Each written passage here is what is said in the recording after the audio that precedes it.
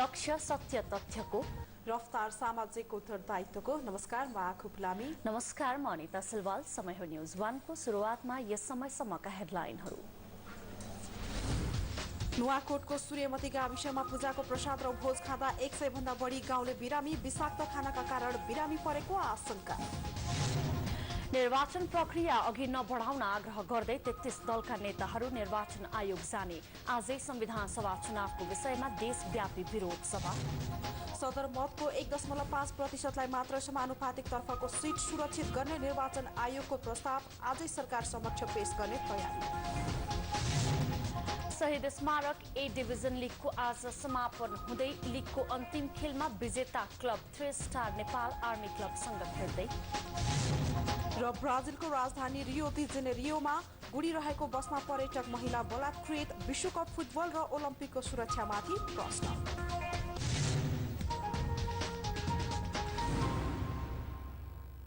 जगदम्बा सिमेन्टका उत्कृष्ट उत्पादनहरू ultra force, ultra premium र जगदम्बा अब नेपालमै पहिलो पटक ल्यामिनेटेड र नेक्स्ट जेनेरेसन प्याकेजिङका साथ सर्वत्र बजारमा। यी बोराहरू ह्यान्डलिङ गर्दा कम धुलो उड्ने र स्वास्थ्यमा हुने प्रतिकूल असरलाई न्यूनीकरण गर्दछ। चुहावट नहुने भएकोले तौल र गुणस्तरतामा एकरूपता कायम रहन्छ।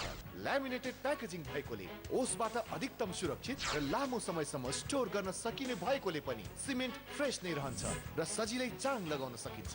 ल्यामिनेटेड ब्यागको प्रयोग गरौँ, आफू र समाजलाई सुरक्षित र स्वस्थ राखौँ। मेरो देश, मेरो जगदम्बा सिमेन्ट। प्राकृतिक प्रकोपको डर सबैलाई सधैँ हुन्छ,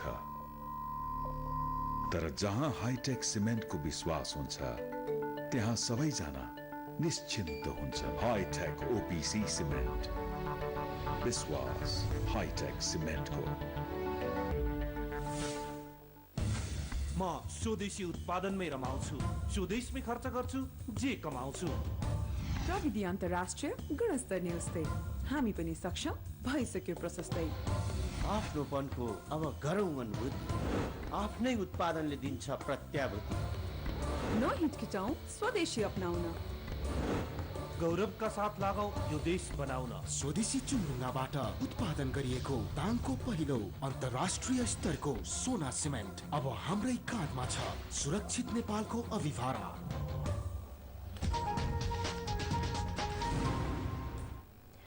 हामी निरन्तर न्यूजमा छौं। नुवाकोटको सूर्यमती गाविसमा पूजाको प्रसाद र भोज खाएर 100 भन्दा बढी गाउँलेहरू बिरामी परेका छन्। भोज खाएका 2 दर्जन घरका 100 भन्दा बढी बिरामी परेका हुन्। सूर्यमती 4 चौखुडा स्थित राई बस्तीमा शनिबार संसारी पूजाको प्रसाद र भोज खाएका 100 जना भन्दा बढी बिरामी भएको स्थानीय अगुवा यादव प्रसाद पाण्डेले जानकारी दिनुभयो। विषाक्त खानाको कारण शनिबार बेलुकादेखि नै भोज खानेहरू बिरामी पर्न थाले पनि केही हिजो आइतबार स्थानीय स्वास्थ्य संस्थामा उपचार गराउन पुगेका थिए। बस्तीमा विषाक्त खानाको कारण बिरामी धेरै भएको जानकारी आएपछि जिल्ला स्वास्थ्य कार्यालयबाट चिकित्सक सहितको टोली उपचारको लागि गाउँमै पठाइएको प्रमुख जिल्ला अधिकारी डुल्लुराज बस्नेतले बताउनुभयो। धेरैले घरायसी उपचारमा भर परी स्वास्थ्य संस्थामा नजाँदा धेरै बिरामीको अवस्था गम्भीर छ। संविधान सभा चुनावको विपक्षमा रहेका 33 दलले आज निर्वाचन आयोगका पदाधिकारीसँग छलफल गर्ने भएका छन्। वर्तमान खिलराज रेग्मी नेतृत्वको सरकारले गराउने निर्वाचन प्रक्रिया अघि नबढाउन आग्रह गर्दै 33 दलले निर्वाचन आयोगको ध्यानाकर्षण गराउने बताएका छन्। दिउँसो 2 बजे निर्वाचन आयोगमा पुगी ध्यानाकर्षण गराउने नेकपा माओवादी प्रवक्ता पम्फा भूषालले जानकारी दिनुभयो। हिजो बसेको 33 दलको बैठकले निर्वाचनको सहभागिताका विषयमा राष्ट्रपति डाक्टर रामवरण यादवसँग मात्रै वार्ता गर्ने निर्णय गरेको थियो। यसैबीच आजै निर्वाचनको विपक्षमा रहेका दलहरूले देशभरिका शहरहरूमा विरोध सभा गर्ने भएका छन्। अपराह्न 4 बजे राजधानीको शान्ति बाटिका तथा देशभरका प्रमुख शहरहरूमा सभा गर्न लागेको भूषालले जानकारी दिनुभयो। सभालाई निर्वाचनको विपक्षको दबाव मूलक आन्दोलनका रूपमा परिणत गरिनेछ। विरोध सभालाई दलका शीर्ष नेताहरूले सम्बोधन गर्ने कार्यक्रम छ। नेकपा माओवादीका कार्यकर्ताले मतदाता नामावली संकलनका लागि काभ्रेको पोखरी चौरी गाविस पुगेको निर्वाचन कार्यालयको टोलीलाई सोमबार बिहान काम गर्न नदिई लखेटेको छ। निर्वाचन टोलीका कर्मचारी काम गर्न नपाई गाउँ छाड्नु परेको छ। चैत 17 गते श्यामपाटेमा निर्वाचन टोलीलाई अवरोध गर्दा समातिएका आफ्ना कार्यकर्ता दीप लामाको रिहाई नगरिएको भन्दै नेकपा माओवादीले निर्वाचन टोलीलाई काम गर्न नदिई लखेटेको हो। पार्टी सेक्रेटरी दीपक देवकोटाले निर्वाचन टोलीलाई अवरोध पुर्याउने आफूहरूको राजनीतिक कार्यक्रम भएको बताए। अमेरिकाका पूर्व राष्ट्रपति एवं कार्टर सेन्टरका संस्थापक जिम्मी कार्टरले राजनैतिक भेटघाटलाई तीव्रता दिनुभएको छ। कार्टरले आइतबार मुख्य राजनैतिक दलका नेताहरूसँग भेटवार्ता गर्नुभयो। उहाँले संविधान सभा चुनावका विषयमा एकीकृत नेकपा माओवादी अध्यक्ष पुष्पकमल दाहाल, उपाध्यक्ष डाक्टर बाबुराम भट्टराई, नेपाली कांग्रेसका सभापति सुशील कोइराला, नेता डाक्टर रामशरण महत, नेकपा एमालेका अध्यक्ष झलनाथ खनाल, वरिष्ठ नेता माधव कुमार नेपालसँग छुट्टा छुट्टै भेटवार्ता गर्नुभयो। भेटमा कार्टरले सबै नेताहरूलाई आफूले नेपालमा स्थायित्व चाहेको बताउनु भएको थियो। कार्टरले नेपालले शान्ति स्थापनाका लागि गरेका कामको उच्च प्रशंसा गर्दै शान्ति प्रक्रियालाई अन्तिम टुङ्गोमा पुर्याउने विश्वास व्यक्त गरेको कार्टरलाई उद्धृत गर्दै नेपाली कांग्रेसका सभापति सुशील कोइरालाले जानकारी दिनुभयो। शान्ति छैन, शान्ति होस्, शान्ति स्थायित्व लोकतन्त्र होस्, सबै देशमा सबैको समृद्धि होस् भन्ने चाहना हो। सबैभन्दा ठुलो चाहिँ पिस मिसन हो। कार्टरले आइतबार नै संयुक्त लोकतान्त्रिक मधेसी मोर्चा सम्बद्ध दलका नेताहरूसँग पनि छलफल गर्नुभयो। भेटमा सहभागी मोर्चाका नेता विजय कुमार गच्छदारले कार्टरले संविधान सभाबाटै संविधान जारी गर्ने गरी नेपालका दलहरू फेरि चुनावमा केन्द्रित भएकोमा खुसी व्यक्त गरेको जानकारी दिनुभयो। राम्रो कुरा हो, त्यसले जनतालाई बलियो बनाउँछ।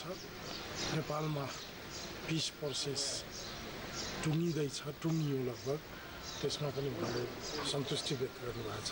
संविधान सभा चुनावमा तपाईहरूलाई परेको कुनै कठिनाइहरू छन् भने उहाँले जान्ने बुझ्ने जिज्ञासा गरिराख्नु भयो।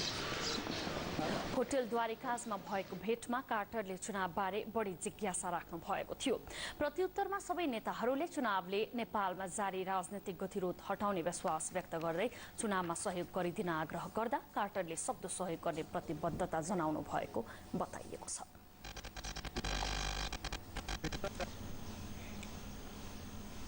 अब बाँकी न्यूज। नेकपा माओवादीका अध्यक्ष मोहन वैद्यले 4 दलीय सिन्डिकेटका कारण आफूहरू आन्दोलन गर्न बाध्य भएको बताउनु भएको छ।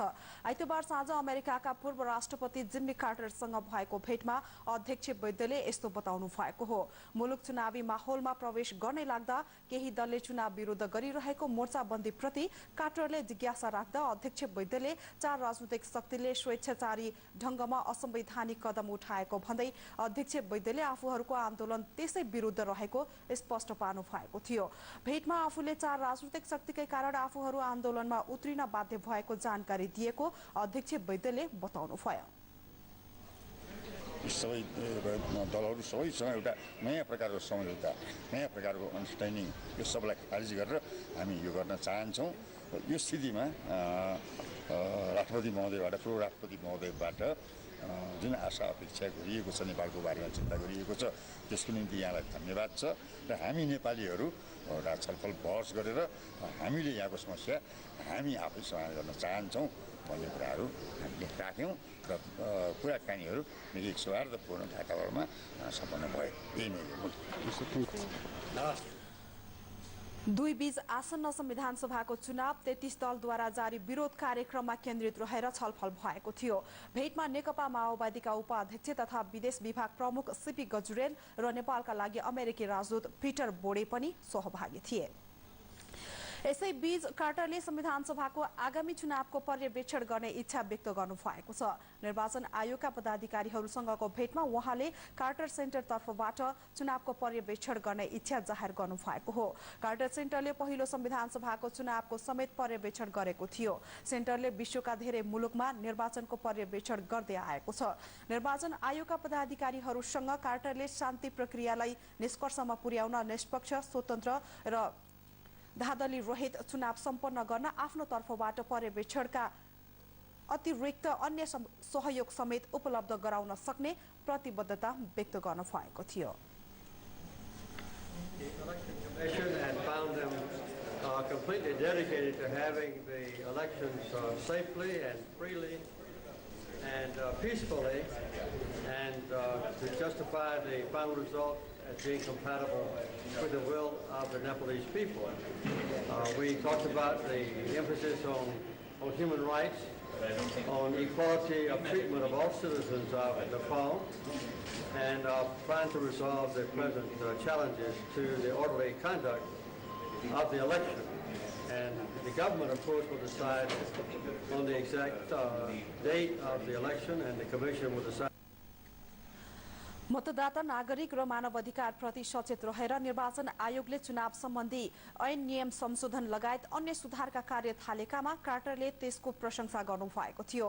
कार्टरले आगामी संविधान सभाको चुनावमा पर्यवेक्षणका लागि इच्छा देखाएको प्रमुख निर्वाचन आयुक्त नीलकण्ठ उप्रेतीले जानकारी दिनुभयो। संसारभरिको इलेक्सन अब्जर्भेसन गर्दै हुनुहुन्छ हैन, कार्टर प्रेसिडेन्ट कार्टर र कार्टर सेन्टरले चाहिँ संसारभरिका इलेक्सन अब्जर्भेसन गर्नुहुन्छ। नेपालको गतको संविधान सभा पहिलो संविधान सभाको इलेक्सनमा पनि उहाँले अब्जर्भेसन गर्नुभएको थियो, उहाँको टिमले नेपालमा। अब अर्को संविधान सभाको निर्वाचनको लागि हामी तयारी गरिरहेको अवस्थामा प्रेसिडेन्ट कार्टरले उहाँले आफ्नो इच्छा जाहेर गर्नुभएको छ। आगामी निर्वाचनमा पनि अब्जर्भेसन गर्न हामी चाहन्छौँ, नेपालले राम्रो इलेक्सन गर्न सकोस्, निर्वाचन आयोगले त्यो त्यस्तो इलेक्सन गर्न सकोस् जसले चाहिँ यो पिस प्रोसेसलाई चाहिँ अगाडि लान सकोस्। र हामी तपाईहरुसँग सँगै छौँ, हामीले मद्दत गर्दछौँ। Human rights, governance, political rights, electoral राइट्सका विषयमा खास गरेर मतदाताको अधिकार, मानव अधिकार जस्ता कुराहरूमा निर्वाचन आयोग पनि असाध्यै संवेदनशील भएको मैले पाएँ। तपाईहरुले त्यसो गर्नु थाल्नु भएको, सुधार गर्न लाग्नु भएको, रिफर्म्सहरू जुन ल्याउनु भएको छ, प्रविधि जुन ल्याउनु भएको छ, जुन ऐनमा संशोधन ल्याउनु भएको छ राम्रो खालको, त्यो चाहिँ प्रशंसनीय छ। तपाईहरुलाई आवश्यक परेको अन्य सहयोग पनि हामी उपलब्ध गराउनलाई चाहिँ लालायित छौँ। तथापि निर्वाचनको प्रक्रियामा हामी सधैँ चाहिँ यसपटक पनि संलग्न हुन चाहन्छौँ भन्ने उहाँको भनाइ थियो। हामीले चाहिँ कार्टरले नेपाल र नेपाली जनताप्रति माया र सद्भाव राख्नुका साथै नेपालको शान्ति प्रक्रिया, संविधान सभा मार्फत संविधान लेख्ने प्रक्रिया र काम कारबाहीलाई नजिकबाट निहाल्दै आउनु भएको छ। निर्वाचन आयोगले संविधान सभाको दोस्रो चुनावका लागि कुल सदर मतको 1.5% मत प्राप्त गर्ने दललाई मात्र समानुपातिक तर्फबाट सिट दिने व्यवस्था सहितको प्रस्ताव गरेको छ। आइतबार विघटित संविधान सभामा प्रतिनिधित्व गर्ने 33 दलसँगको छलफलमा आयोगले कुल सदर मतको 1.5% मत प्राप्त गर्नेलाई मान्यता दिने गरी निर्वाचन कानून गरिनुपर्ने बताएको हो। आयोगले संशोधन गर्नुपर्ने कानूनबारे सुझाव लिन बोलाइएको बैठकमा आयोगले गरेको यो प्रस्तावप्रति साना दलले असहमति जनाएका थिए। आयोगले तयार पारेको प्रस्ताव अध्यादेश मार्फत आए विचार र सिद्धान्त एक भएका दलहरू चुनावमा सहकार्य गरेर अघि बढ्न सक्ने प्रमुख निर्वाचन आयुक्त नीलकण्ठ उप्रेतीले बताउनुभयो। आइतबारको छलफलमा उठेका प्रश्नबारे सोमबार पुनः छलफल गरेर सरकार समक्ष सिफारिस गरिने उहाँको भनाइ थियो।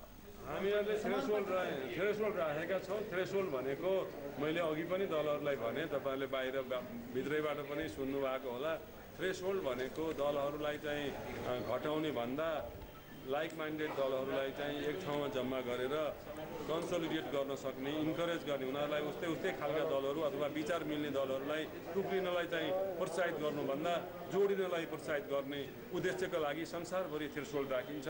ऐनमा मतलब दलको प्रतिनिधित्वमा संसारमा मैले भन्छु 0.67%देखि लिएर 10%सम्म पनि मतको थ्रेसहोल्ड राख्ने चलन छ संसारका लोकतन्त्रमा। हाम्रो देश फरक हो र हाम्रो आफ्नै किसिमको लोकतन्त्र छ भन्दा पनि लोकतन्त्र संसारभरि एउटै किसिमको झन्डै हुन्छ। त्यसकारणले हामीले यसलाई चाहिँ अलिकति दलहरूको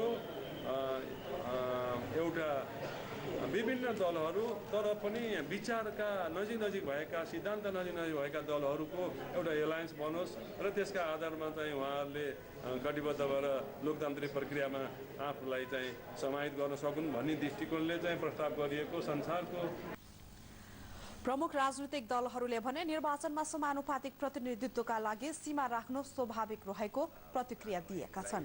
कहाँ संशोधन गर्न आवश्यक छ उहाँले लेख्नु भएको छ, त्यो प्रस्तुत गर्नुभयो। मूलतः 64 सालमा निर्वाचन भयो, अब 70 सालमा निर्वाचन गर्नका लागि स्वाभाविक रूपले जहाँ जहाँ संशोधन गर्नुपर्ने हुन्छ त्यो संशोधन प्रस्ताव गर्नुभएको छ। ती संशोधनहरू तपाईँले स्वाभाविक रूपले अनुमान पनि गर्नुहुन्छ। 4 राजनीतिक दलहरूले नेपाल सरकारलाई सिफारिस गरेर राष्ट्रपतिबाट आदेशका रूपमा जुन बाधा अड्काउ फुकाउने आदेश जारी भएको छ, त्यो बाधा अड्काउ फुकाउने आदेशमा सिधै निर्वाचनसँग जोडिएका विषयहरू छन्। बाधा जहाँ थियो त्यो बाधा अड्काउ फुकाइया छ। त्यसलाई निर्वाचन आयोगले होमवर्क गरेर के कुराहरू उसले लिएर आएको आजको डकुमेन्टमा त्यो कुरा देखिन्छ र त्यसमध्ये विगतमै भएका अभ्यासहरूकै सेरोफेरोमा र त्यसैमा धेरैजसो कुराहरू चलाएको देखिँदैन अहिले। र त्यसमा तर संविधान सभामा संविधान निर्माणको बखतमा आएका केही आवाजहरू पनि भएको र त्यसलाई अहिले केही परिवर्तन नगरिएको अवस्था भएको हुनाले त्यसमा परिवर्तन गरिनुपर्छ र त्यसलाई त्यो आवाजलाई जस्ताको तस्तै सम्बोधन गरिनुपर्छ भन्ने कुराहरू पनि आज उठेका छन् र म आफैले पनि त्यो कुराहरू उठाएको छु। खास गरिकन अघिल्लो संविधान सभाको चुनावमा 31% चान्चुन यसअघि बाधा अड्काउ फुकाउ मार्फत संशोधन गरिएका 25वटा बुँदाहरूमाथि छलफल गरेर आयोगले निर्वाचनसँग जोडिएका ऐन संशोधन गर्नुपर्ने बताएको थियो। निर्वाचन आयोगले तयार पारेको कानून संशोधनको प्रस्ताव सोमबार सरकार समक्ष पेश गर्ने बताइएको छ। नेकपा एमालेका अध्यक्ष झलनाथ खनालले आफ्नो दल यथासाध्य चाँडो चुनाव हुनुपर्छ भन्ने पक्षमा रहेको स्पष्ट पार्नु भएको छ। तर चुनावका लागि पूर्ववर्ती बाबुराम भट्टराई नेतृत्वको सरकारले गरेका नियुक्ति खारेज हुनुपर्ने उहाँले दोहोर्याउनु भयो। प्रेस चौतारी नेपालले आइतबार राजधानीमा गरेको अन्तर्क्रिया कार्यक्रममा खनालले ढिलोमा असारसम्ममा चुनाव हुनुपर्नेमा जोड दिनुभयो। चुनावको मिति घोषणाबारे भने आफ्नो दल लचक रहेको खनालको दाबी छ।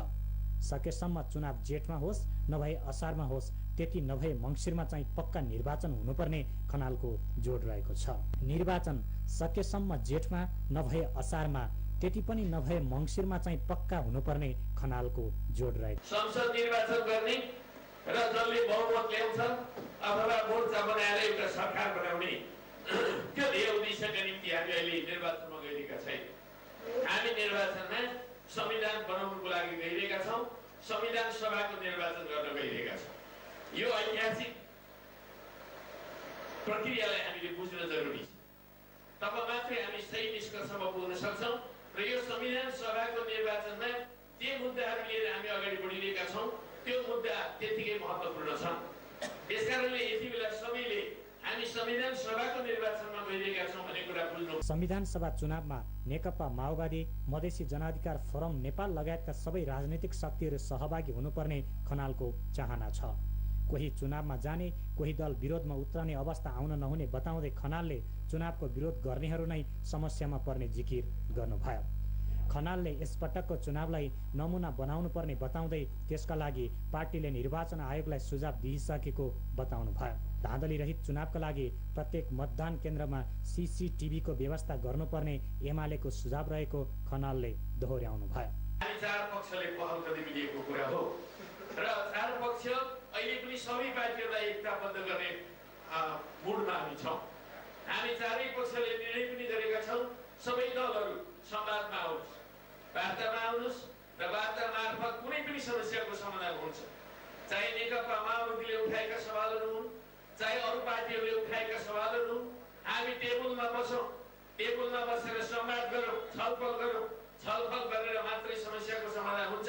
यही नै लोकतान्त्रिक तरिका हो। तर धाक धम्की दिएर बल प्रयोग गरेर कसैलाई पनि फाइदा हुनेवाला छैन। यसले लोकतन्त्रलाई बेफाइदा गर्छ, राष्ट्रलाई बेफाइदा गर्छ। अर्को एक प्रसङ्गमा अध्यक्ष खनालले शिरदेखि तीरसम्म उग्रताले भरिएको एकीकृत नेकपा माओवादी संविधान सभामा ठूलो पार्टी भएर आएकै कारण संविधान बन्न नसकेको बताउनुभयो। नेकपा एमाले ठूलो पार्टी बनेको भए संविधान बनिसक्ने दाबी गर्दै उहाँले यसपटकको निर्वाचनबाट एमाले ठूलो पार्टी बन्ने र त्यसले संविधानको सुनिश्चितता गर्ने जिकिर गर्नुभयो। हामी निरन्तर न्युजमा छौँ।